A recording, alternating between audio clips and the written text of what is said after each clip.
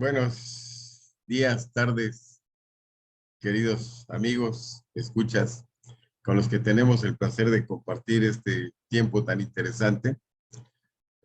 Sus amigos del despacho de abogados expertos en medicina van a compartir hoy con ustedes el tema de recursos en el proceso penal acusatorio.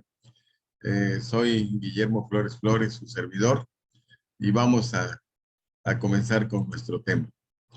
El tema del recurso es un mecanismo de defensa, como todos sabemos, que se encuentra presente o que se puede utilizar a lo largo del proceso penal acusatorio. Si tuviéramos que considerarlo en dos partes importantes, sabemos que de acuerdo con el Código Nacional de Procedimientos Penales, en México, en el proceso penal, los dos recursos con los que contamos, pues son el recurso de revocación y el recurso de apelación. Como sabemos, la práctica del derecho, desde un punto de vista operativo, pues tiene una serie de indicaciones y de normas y de catálogos de procedimientos que nos ayudan a ir desarrollando los pasos necesarios para poder llevar a cabo los procedimientos que nos interesan. En el caso particular de los recursos, bueno, pues debemos recordar en primera instancia que el recurso de revocación se puede aplicar en cualquier etapa del proceso. ¿Cuántas etapas tiene el proceso? Bueno, pues de acuerdo con el artículo 211 del Código Nacional de Procedimientos Penales, tenemos una etapa inicial, una etapa intermedia y una etapa de juicio oral. Y en todas ellas, reunidas las condiciones adecuadas, se puede aplicar el recurso de revocación siempre que se trate de situaciones que no requieren sustanciación, es decir, que no afectan el fondo del asunto, y se puede pedir de dos maneras, como veremos más adelante, a lo largo de la audiencia o incluso una vez concluida esta audiencia. Tenemos un segundo mecanismo, un segundo recurso, el recurso de apelación. El recurso de apelación, nuestro código nos ayuda señalando dos circunstancias principales, dos grupos de eventos en los cuales se puede solicitar o se puede proceder a aplicar la apelación. Tenemos, por ejemplo, 11 procedimientos que pueden ser apelables y que se relacionan con el trabajo del juez de control. Aquí ustedes verán, desde luego, términos que pues, son bien conocidos. En el caso de las resoluciones apelables del juez de control, tenemos, en primer lugar, las que nieguen el anticipo de prueba. En segundo lugar, las que nieguen la posibilidad de celebrar acuerdos reparatorios. También la negativa o cancelación de la orden de aprehensión es un procedimiento que puede ser apelable. Después tenemos la negativa de la orden de cateo, que pues puede tener algunos elementos que quien solicita la orden de cateo considere que no han sido suficientemente considerados o que le causan agravio y que por tal circunstancia, pues se les puede aplicar el procedimiento de apelación. Después tenemos las que se pronuncian sobre medidas precautorias o medidas cautelares. Ustedes saben que aquí donde operan los principios de ponderación, pues muchas de las veces puede no haber satisfacciones de alguna de las partes y pues el derecho le permite que pueda apelar dicha circunstancia. La sexta causa sería aquellas que pongan término al procedimiento o lo suspendan. Las que concedan, principalmente nieguen o revoquen la suspensión condicional del proceso. El número 9 tenemos la negativa de abrir el procedimiento abreviado. El número 10, la sentencia definitiva dictada en el procedimiento abreviado. Y el número 11, las que excluyan algún medio de prueba. Como ustedes pueden ver, estos 11 causales de apelación relacionadas con funciones apelables del juez de control, primero que nada, pues en la medida de lo posible es necesario llevarlas a cabo porque pues puede ser necesario para nosotros, primero, como un mecanismo de defensa por la posible existencia de un agravio. Y en segundo lugar, si tenemos que ir un poquito más allá en cuanto a las medidas de reclamación y tenemos que caer en el amparo, pues también tenemos que cumplir con el principio de definitividad, lo que nos ayuda en gran medida si llevamos a cabo el medio de apelación, aunque claro, también los juicios de amparo pueden tener algunas excepciones, algunas circunstancias, pero desde un punto de vista práctico, pues lo mejor es que cumplamos con estos principios si es que tenemos algún agravio que consideramos que nos causan, que son causa de molestia. Tenemos también una serie de resoluciones que están relacionadas con el tribunal de enjuiciamiento y que son apelables. Hay que tomar en cuenta también que estas resoluciones apelables en relación con el tribunal de enjuiciamiento, en primer lugar, se relacionan con aquellas que versan sobre el desistimiento de la acción penal por el Ministerio Público. En segundo lugar, tenemos a la sentencia definitiva, siempre y cuando opere en relación con aquellas consideraciones contenidas en la misma, distintas a la valoración de la prueba, siempre y cuando no comprometan el principio de inmediación. Porque aquí operaría otro mecanismo, ¿verdad? Que mencionaremos más adelante. En el número 2, aquellas que impliquen pues, una determinación establecida dentro de nuestro Código Nacional de Procedimientos Penales.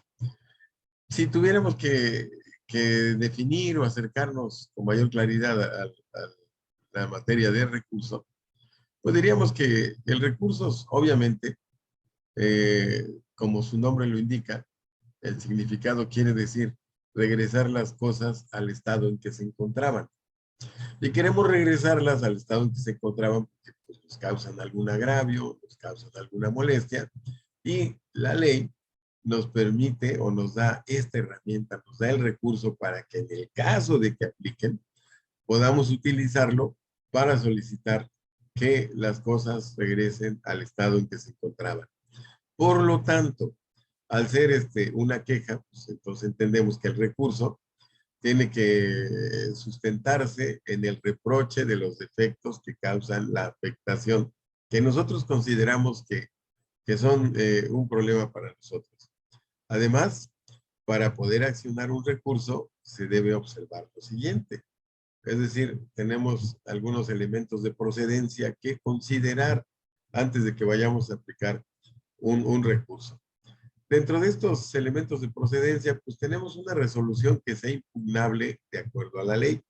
Es decir, tenemos que analizar nuestro catálogo, ¿verdad? Y ver si cae dentro de alguna de las causales que nos marque la ley que pueden ser resueltas con un recurso. Después, desde luego, pues tenemos que encontrar a quiénes van a ser nuestros operadores. Por lo tanto, necesitamos un tribunal que conocerá del recurso. Y esto viene de un tribunal que pronunció la resolución que se trata de impugnar. Y sobre todo, pues debe haber un interviniente que se sienta agraviado por la resolución judicial en cuestión y que organice sus elementos de apelación.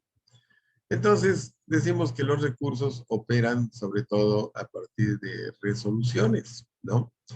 Y para determinar, pues, cuáles son las resoluciones que vamos a tener nosotros en cuenta, pues vamos a revisar el artículo 17 en relación con el 67 del Código Nacional de Procedimientos Penales. Y vemos que el 17, en su segundo párrafo, nos dice que toda persona tiene derecho a que se le administre justicia por tribunales que estarán expeditos para impartirla en los plazos y términos que fijen las leyes, emitiendo sus resoluciones de manera pronta, completa e imparcial. Ahora bien, por lo que hace el artículo 67, sabemos que la autoridad judicial pronunciará sus resoluciones en forma de sentencias y autos. Dictará sentencia para decidir en forma definitiva y poner término al procedimiento, y autos en todos los demás casos. Entonces, hasta aquí tenemos definido con cierta precisión cuál va a ser nuestro terreno sobre el que vamos a ir seleccionando si la situación que nos causa agravio o molestia es susceptible de ser resuelta por este medio. Debemos decir también que, para empezar, la impugnación es una garantía derivada del principio de contradicción. Es decir, nosotros estamos en una confrontación, pero se debe llevar a cabo con reglas, formas y procedimientos que respeten por igual a las partes, ¿no? Puede darse el caso que alguno de ellos considere que el procedimiento no le ha sido benéfico y que tiene además elementos para quejarse. Entonces, va a aplicar el derecho a un recurso sencillo contemplado en el derecho internacional y los derechos humanos, y que se traduce en el mecanismo que tienen las partes en el procedimiento penal acusatorio para oponerse a las decisiones que le perjudiquen. Aquí nos queda bien claro, ¿no? Oponerse a decisiones que le perjudiquen, aunque esta oposición y estas decisiones que le perjudican deben reunir una serie de requisitos, como ustedes saben, que sean sobre todo respetuosos del procedimiento y de las partes. Ahora bien, ¿cómo pudiéramos imaginarnos que va a ser la operación de la aplicación de un recurso? Primero que nada, en el primer punto, lo que tenemos aquí en este recuadro amarillo, hablamos de una forma genérica de recurso, pero también esto viene a un análisis, a una serie de estudios de ponderación y sobre todo de causalidad que nos hagan entender cuál es el recurso que vamos a seleccionar en el caso concreto. Una vez que seleccionamos el tipo de recurso que vamos a desarrollar y que se apega al reclamo que nosotros consideramos que debemos llevar a cabo porque hay una afectación en nuestros derechos, tenemos que pasar al segundo punto, que va a establecer la legitimación de quién solicita el recurso. Después de esto, como decíamos anteriormente, necesitamos unos supuestos de procedencia para ver cómo vamos a llevar a cabo el procedimiento, que los vamos a describir en unos segundos más adelante. Tenemos que entender que dentro del derecho hay formas y hay plazos, hay términos para llevar a cabo prácticamente la totalidad de los elementos constitutivos del proceso penal acusatorio, y sobre todo necesitamos ver qué sustanciación le vamos a dar al recurso. Decimos que en el caso concreto de la revocación, pues podemos no necesitar llegar al fondo del asunto, pero en el caso de la apelación, pues sí necesitamos establecer otras necesidades de operación. Después de esto, una vez que hemos recorrido todo este camino, tendremos que tomar en cuenta los efectos de la resolución que va a resolver. Y sobre todo, un punto fundamental que, bueno, está colocado aquí al final, el concepto de agravio, quizá desde el punto de vista de la importancia, aunque agravio lo consideramos desde antes de seleccionar el tipo de procedimiento o el tipo de recurso con el que vamos a operar. Decíamos, una vez en el cuadro anterior, decíamos que una vez que seleccionamos el procedimiento que vamos a solicitar, entonces tenemos que pasar a un segundo punto que se refiere a la legitimación de quién solicita el procedimiento. Y para esto, pues nos ayudamos de nuestro Código Nacional de Procedimientos Penales y vemos que la legitimación del imputado la tenemos en el artículo 113, en la fracción 19. La legitimación del defensor la tenemos en el artículo 117, en su fracción 15. La legitimación del Ministerio Público versa en el artículo 131, fracción 24. La víctima o ofendido tiene su soporte de legitimación en el artículo 109, en la fracción 14. Y el asesor jurídico tiene su fundamentación para reclamar legitimación en el artículo 110, todos ellos del Código Nacional de Procedimientos Penales. Indudablemente que los recursos, pues independientemente de que su normativa de operación esté en nuestro Código Nacional de Procedimientos Penales, pues tiene también una base constitucional. Decíamos al principio que mucho del fundamento de los recursos está establecido en, en el derecho internacional y en nuestra Constitución. Por lo tanto, en las bases constitucionales, sabemos que el artículo 14 que nos dice que en uno de sus párrafos que nadie podrá ser privado de la libertad o de sus propiedades, posesiones o derechos mediante juicio seguido ante los tribunales previamente establecidos, en el que se cumplan las formalidades esenciales del procedimiento y conforme a las leyes expedidas con anterioridad al hecho. Tenemos también el artículo 17, que nos dice que toda persona tiene derecho a que se le administre justicia por tribunales que estarán expeditos para impartir en los plazos y términos que fijen las leyes, emitiendo sus resoluciones de manera pronta, completa e imparcial. Nos queda claro a través de una serie de preceptos importantes que tenemos una base constitucional muy clara para aplicar los recursos en la medida en que sean necesarios. Y continuando con el soporte constitucional, pues vemos, ya hemos mencionado el artículo 14, también el 17, y nos damos cuenta que el artículo 20, un artículo importantísimo durante la reforma y antes de la reforma también, este es un artículo que genera o que condiciona muchos preceptos, muchos conceptos que ayudan de manera muy importante a la operación del sistema penal acusatorio. En el caso del artículo 20, continuando también con la sustentación de la justificación para aplicar los recursos, vemos que en el inciso C y en la fracción segunda, que se relaciona con los derechos de la víctima o del ofendido, también existe la facultad de coadyuvar con el Ministerio Público, estamos hablando de la víctima y del ofendido, a que se le reciban todos los datos o elementos de prueba con los que cuente, tanto en la investigación como en el proceso, a que se desahoguen las diligencias correspondientes y a intervenir en el juicio e interponer. Vean ustedes, esto nos ayuda a comprender este punto, y a interponer los recursos, desde luego, en los términos que prevea la ley.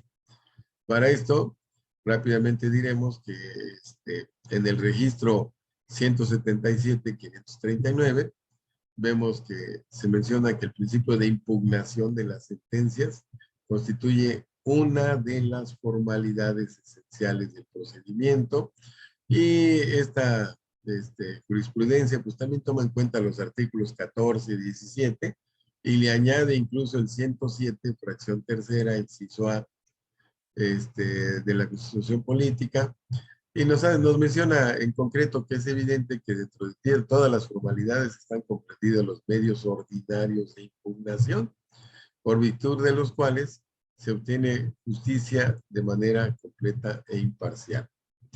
Ya nuestro Código Nacional de Procedimientos Penales, pues nos habla de una de las bases importantes para aplicar los recursos. Tenemos el artículo 6º, que nos habla del principio de contradicción. Las partes podrán conocer, controvertir o confrontar los medios de prueba, así como oponerse a las peticiones y alegatos de la otra parte, salvo lo previsto en este código. ¿Cómo se van a oponer a las peticiones y alegatos de la otra parte? Bueno, pues independientemente de su derecho, también tiene la facultad de que este derecho sea lo más apegado a la legalidad y a la licitud. En un principio, cuando él considera que alguna de estas medidas le causan algún daño, algún agravio, bueno, pues en automático tenemos aquí disponibles dos recursos. En el artículo 117, donde tenemos las obligaciones del defensor, nos damos cuenta que son obligaciones del defensor en la fracción 15, interponer los recursos e incidentes en términos de este código y de la legislación aplicable, y en su caso promover el juicio de amparo. Pero en este momento mencionamos fundamentalmente lo que sucede con los recursos. Ahora bien, esto vamos a saltar la base constitucional porque ya lo mencionamos. También decíamos en un principio que los recursos tienen un soporte en el derecho internacional y en los derechos humanos y en nuestra Constitución. Por lo que hace a la Convención Americana de Derechos Humanos en su artículo 25, que lleva por nombre protección judicial, vemos que toda persona tiene derecho a un recurso sencillo y rápido o a cualquier otro recurso efectivo ante los jueces o tribunales competentes que le ampare contra actos que violen sus derechos fundamentales reconocidos por la Constitución, la ley o la presente convención, aun cuando tal violación sea cometida por personas que actúen en ejercicio de sus funciones oficiales. Y ya desde el principio habíamos dicho que los recursos pues, son un reproche que se puede utilizar de manera sencilla y rápida cuando se considere que existen situaciones que provocan agravio a una de las partes. El Código Nacional de Procedimientos Penales, como regla general, menciona que en el procedimiento penal solo se admitirán los recursos de revocación y de apelación, ya lo habíamos mencionado.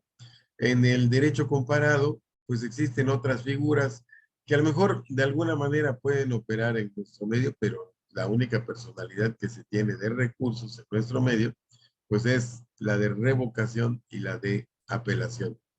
Existe también el control judicial, ustedes recordarán, que se lleva a cabo en el artículo 258 del Código Nacional de Procedimientos Penales, y lo tenemos muy en cuenta porque aun cuando no funcione como uno de los recursos validados dentro de nuestro Código Nacional de Procedimientos Penales, pues sí tienen una operación semejante a la solicitud de atención a alguna circunstancia que causa agravio. El texto del artículo 258 nos menciona que la víctima u ofendido pueden impugnar ante el juez de control y dentro del término de 10 días posteriores a su notificación las siguientes determinaciones del Ministerio Público. En primer lugar, abstenerse de investigar.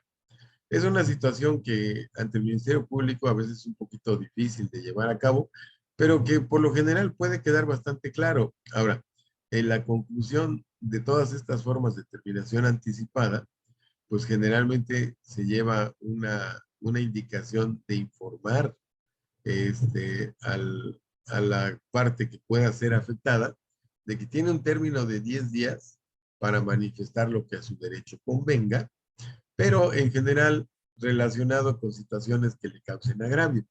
Ahora bien, ¿cuáles son las figuras que pueden verse involucradas en esta consideración? Pues ya lo habíamos mencionado: abstenerse de investigar, el archivo temporal, la aplicación de algún criterio de oportunidad y sobre todo el no ejercicio de la acción penal. Estos elementos se acompañan también de una serie de presupuestos que debe tener todo recurso judicial. Y para esto, bueno, ya lo habíamos mencionado, pero lo reiteramos. Los presupuestos de todo recurso judicial nos mencionan que debe haber la existencia de una resolución judicial impugnable. Pues a partir de ahí es de donde se inicia el reproche a una situación determinada, ¿verdad? Y en el caso especial de cuando estos recursos se llevan a cabo durante una audiencia, pues ahí mismo de manera oral se solicita o se informa, y también puede hacerse por escrito, ¿verdad? Generalmente por escrito es cuando los actos a reprochar pueden haberse enterado después de la audiencia, pero también esto lo contempla la ley. Lo vamos a mencionar más adelante. Debe haber como presupuesto de todo recurso judicial una afectación o un agravio, pues que es la motivación de este reproche.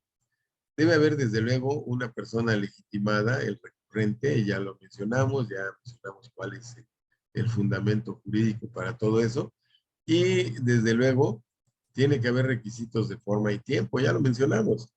También como las actuaciones, todas las actuaciones que se llevan a cabo en la materia penal, pues tienen que respetar los parámetros de tiempo y forma. Bien, ahora lo que hace al concepto de agravio se relacionan con conceptos de violación generalmente, alguna situación que le causa algún inconveniente a una de las partes. Y desde luego que para que nosotros consideremos un concepto de violación, pues debe ponderarse la presencia de requisitos lógicos y jurídicos que deben reunir. Y vemos que el concepto de violación es la relación, fíjense, razonada, que el quejoso ha de establecer entre los actos desplegados por la autoridad responsable y los hechos fundamentales que estime que han sido violados, demostrando jurídicamente, pues, por estas dos acciones, la contravención de estos, es decir, lo que marca la ley y lo que sucedió por dichos actos, expresando en el caso que la ley impugnada en los preceptos citados conculca sus derechos públicos individuales. Por tanto, el concepto de violación debe ser un verdadero silogismo. Los dos elementos o los tres elementos que participan no los hacen saber. Eh, por un lado, la premisa mayor, pues es el precepto constitucional que se estima infringido. La premisa menor, pues va a ser el acto reclamado, que es el punto de controversia, ¿no? Y la conclusión, la ponderación o la validación de la contrariedad entre ambas premisas y, desde luego, cuál fue la conclusión a la que se llega después de un análisis cuidadoso de este silogismo. Fíjese qué interesante, ¿no? A punto de aplicarle ahí un silogismo. También el concepto de violación como tal, para que se estudien, basta con expresar claramente en la demanda de garantías la causa de pedir. Será suficiente que en alguna parte del escrito se exprese con claridad la causa de pedir, señalándose cuál es la lesión o agravio que el quejoso estima le causa el acto, resolución o ley impugnada, y los motivos que originaron ese agravio para que el juez de amparo deba estudiarla. Está presente en el registro 191-384 de la novena época y nos habla muy claro, ¿no? Aquí el punto central son los motivos que originaron el agravio, que prácticamente a su vez es el sustento del reproche y es también el objeto del recurso. En el caso del Código Nacional de Procedimientos Penales, en el artículo 458, vemos que las partes solo podrán impugnar las decisiones judiciales que pudieran causarle agravio, siempre que no hayan contribuido a provocarlo. El recurso deberá sustentarse en la afectación que causa el acto impugnado, así como en los motivos que el quejoso, el recurrente, observa que causaron ese agravio. Debe haber también requisitos para sustanciar el concepto de agravio. Aquí, en primer lugar, es necesario expresar cuál es la ley o precepto violado. ¿Se acuerdan ustedes que estábamos utilizando originalmente el ejemplo de un silogismo, ¿no? Ya hablábamos del soporte constitucional o legal que pueda tener el precepto violado. Después, aunque el precepto violado decíamos que era la premisa menor, pero pues tenemos como referencia a la ley o a la Constitución. En segundo lugar, es necesario mencionar la parte de la resolución o sentencia en que se cometió la violación. Y finalmente es necesario demostrar con argumentos lógicos, jurídicos, la contrariedad entre la resolución o sentencia recurrida y la norma que el recurrente estima violada. Puede haber también pérdida, puede haber preclusión y puede haber desistimiento del recurso, tal y como lo menciona el artículo 460 del Código Nacional de Procedimientos Penales. Se da la pérdida cuando hubo consentimiento en forma expresa de la resolución contra la que procede el recurso. La preclusión, pues ustedes lo saben, no se hizo valer el recurso en tiempo y forma, ya ha concluido el plazo para interponerlo. Mencionábamos, por ejemplo, que las formas de terminación anticipada, la persona que pudiera ser afectada cuenta con un plazo de 10 días para manifestar lo que su interés convenga. En caso de que no aproveche estos 10 días, pues podemos tener que el recurso pues va a precluir. Y también pues puede haber desistimiento una vez interpuesto el recurso. La parte recurrente pues puede decidir que ya no es de su interés continuar con el procedimiento y puede manifestar que le interesa desistirse de tal acción. Ahora bien, si reunimos ya todos los requisitos con los que contamos para seleccionar, organizar nuestro recurso, pues tenemos que saber cuál es el alcance de este recurso, como lo manifiesta el artículo 461 del Código Nacional de Procedimientos Penales, y nos dice que el órgano jurisdiccional ante quien se interpone dará trámite al recurso. El tribunal de alzada determinará su admisión o desechamiento, desde luego, ¿no? Alguien tiene que analizar la validez y si lo admite o lo desecha. Este solo se pronunciará sobre los agravios expresados por el recurrente, quedando prohibido extender el examen a cuestiones no planteadas en ellos o más allá de los límites del recurso. Excepción si se trata de un acto violatorio de los derechos fundamentales del imputado. Tenemos aquí que considerar que existe también en el artículo 462 una prohibición expresa de modificación en perjuicio. Si el recurso fue interpuesto solo por el imputado o su defensor, no podrá más modificarse la resolución recurrida en perjuicio de aquel. Para esto tenemos como referencia el registro 264-471 de la sexta época. ¿Cuál es el efecto de la interposición de los recursos? La interposición de un recurso no suspenderá la ejecución de la decisión, salvo las excepciones previstas en el Código Nacional de Procedimientos Penales, como es el caso del artículo 472. La apelación contra la exclusión de pruebas, en el cual la interposición del recurso suspenderá el plazo de remisión del auto de apertura de juicio al Tribunal de Enjuiciamiento para esperar a que se resuelva el Tribunal de Alzada. El recurso de revocación pues procede contra resoluciones de mero trámite que se resuelven sin sustanciación. ¿Qué entendemos por sustanciación? Que no tiene efectos con el fondo del hecho. Solamente se trata de resoluciones de mero trámite. Se interpone ante el mismo órgano judicial que dictó, la resolución impugnada para que la examine de nueva cuenta y desde luego dicte lo que corresponda. ¿Cómo se interpone el recurso de revocación? Bueno, pues en contra de resoluciones pronunciadas durante la audiencia. Deberá promoverse antes de que termine la misma en forma verbal e inmediatamente se emitirá el fallo. Puede también funcionar en contra de resoluciones pronunciadas fuera de audiencia, en donde deberá promoverse por escrito en un plazo de 2 días siguientes a la notificación de la resolución impugnada, desde luego expresando agravios. Aquí agravio es una palabra fundamental para justificar los recursos.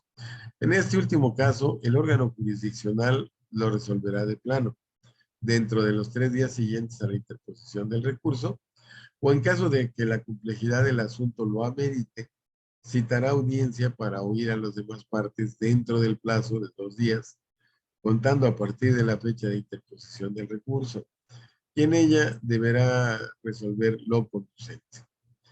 El segundo recurso que contempla nuestro Código Nacional de Procedimientos Penales, y que es el recurso de apelación, nos menciona que serán apelables las resoluciones emitidas por el juez de control previstas en el artículo 467 de este mismo numeral, de este Código Nacional de Procedimientos Penales. De hecho, ya lo mencionamos al inicio de la charla. Y también nos dice que serán apelables las resoluciones emitidas por el Tribunal de Enjuiciamiento. También mencionamos los causales previstas en el artículo 468 del Código Nacional de Procedimientos Penales.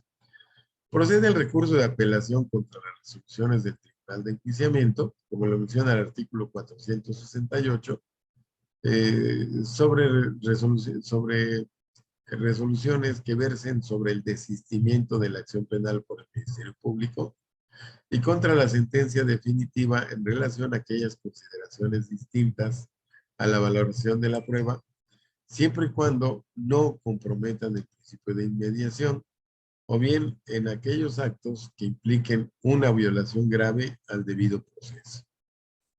Esto nos lo determina con mucha claridad nuestro artículo 468. Ahora bien, el Tribunal de Alzada no admitirá la apelación en los siguientes casos, como lo versa el artículo 470. Uno, se haya interpuesto fuera de plazo. Ya lo habíamos mencionado. Dos, la resolución no sea impugnable por este medio. También lo mencionamos. Al principio leímos un catálogo de soporte de estos procedimientos. Después, el número 3, lo interponga una persona no legitimada. También ya mencionamos el cuadrito en donde expresamos cuál era la secuencia de gestión de los procedimientos. Mencionábamos que existen una serie de soportes de artículos del Código Nacional de Procedimientos Penales que nos ayudan a determinar la legitimidad del recurrente. Y el número 4, también que el escrito de presentación carezca de agravios o de peticiones concretas. El trámite del recurso de apelación, como lo vemos en el artículo 471 del Código Nacional de Procedimientos Penales, nos dice que cuando se interpone ante el juez de control que emitió la resolución, hay que tomar en cuenta un término. 3 días si es contra un auto y 5 días si es contra una sentencia definitiva. Y cuando se interpone ante el tribunal de enjuiciamiento que emitió la resolución, también se tiene un término. 3 días si es contra el desistimiento de la acción penal y 10 días si es contra la sentencia definitiva. En el escrito de apelación, algo muy importante, se deberá precisar primero, desde luego, las disposiciones violadas y los agravios correspondientes. En segundo lugar, pues señalar domicilio en el lugar donde tenga su sede el tribunal de alzada o autorizar el medio para ser notificado. En tercer lugar, exhibir una copia para el registro y una para cada una de las partes, ya que se deberá correr traslado a estas para que se pronuncien en un plazo de 3 días respecto de los agravios expuestos y señalen domicilio o medio para ser notificados. La siguiente disposición nos dice que si es deseo del recurrente exponer oralmente los alegatos aclaratorios sobre los agravios ante el tribunal de enjuiciamiento, pues tiene ese derecho. El mismo derecho le asiste a quien se adhiere al recurso y la contraparte del apelante, quienes pueden solicitar al tribunal que señale día y hora para celebrar la audiencia de alegatos aclaratorios. Además, el artículo 473 del Código Nacional de Procedimientos Penales nos menciona el derecho a la adhesión. Quien tenga derecho a recurrir lo tendrá para adherirse en un término de 3 días, contado a partir de recibido el traslado, a recurso que haya interpuesto cualquiera de las partes cumpliendo con los mismos requisitos para la interposición. Con la adhesión se correrá traslado a las demás partes por un término de 3 días, aunque aquí hay una pequeña observación. El tribunal de alzada revisará que se hayan corrido todos los traslados en forma previa para poder dar trámite a la apelación. Ahora bien, el envío de los registros al tribunal de alzada también tiene que ser llevado a cabo de manera oportuna.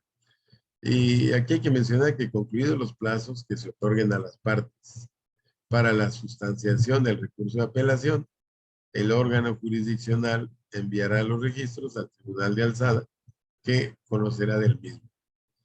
¿Cómo es el trámite ante este tribunal? Bueno, este decidirá de plano sobre la admisión del recurso de apelación, ya lo habíamos mencionado.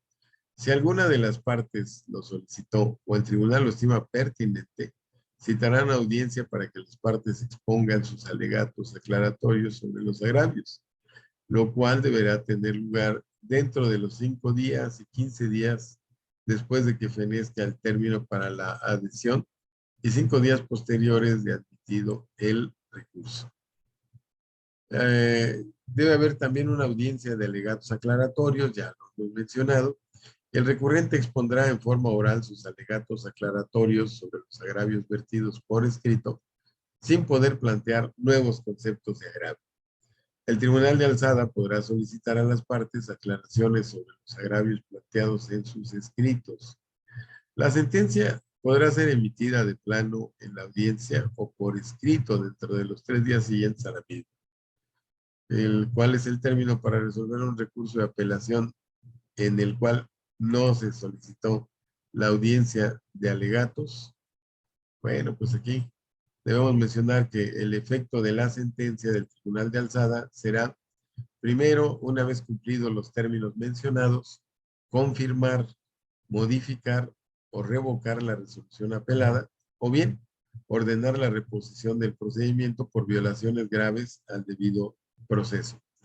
La reposición del acto procesal en que se hayan violentado derechos fundamentales procede de oficio. Eso, bueno, tiene bastante lógica. Si el Tribunal de Alzada admite una prueba que no había sido admitida, requerirá el auto de apertura al juez de control para que se incluya el medio de prueba indebidamente excluido y hecho lo anterior, lo remitirá al Tribunal de Enjuiciamiento. ¿Cuáles son las causas de reposición? Pues son las previstas en el artículo 482 del Código Nacional de Procedimientos Penales. De aquí vemos que puede haber una reposición parcial. La audiencia de juicio podrá realizarse en el mismo órgano jurisdiccional u otro distinto, tomando en cuenta el principio de inmediación y el de objetividad. Y puede haber también una reposición total. La audiencia de juicio deberá realizarse íntegramente ante un tribunal de enjuiciamiento distinto. Tenemos además que pueden ocasionalmente admitirse pruebas en el recurso de apelación o cuando se considere necesario, como lo muestra el artículo 484 del Código Nacional de Procedimientos Penales, y nos dice que son admitibles los medios de prueba cuando, uno, el recurso se fundamenta en defectos del proceso y existan discusiones sobre si un acto se llevó a cabo en contraposición a las actuaciones, el acta o los registros del debate. Dos, es admisible al imputado la prueba para la determinación de los hechos. Y tres, en caso de la prueba superviniente. Pues hasta aquí, queridos amigos, queridos escuchas, pues terminamos con esta exposición de este tema tan interesante que esperamos haya sido de su agrado. Existen demasiados tópicos que mencionar al respecto de los mismos y los desarrollaremos más adelante, pero en este momento, a manera de introducción de este tema, parece ser que hasta aquí nos encontramos con una charla que esperamos que sea de su completo agrado. Muchísimas gracias y nos vemos en la siguiente cápsula de sus amigos abogados expertos en medicina. Muchas gracias.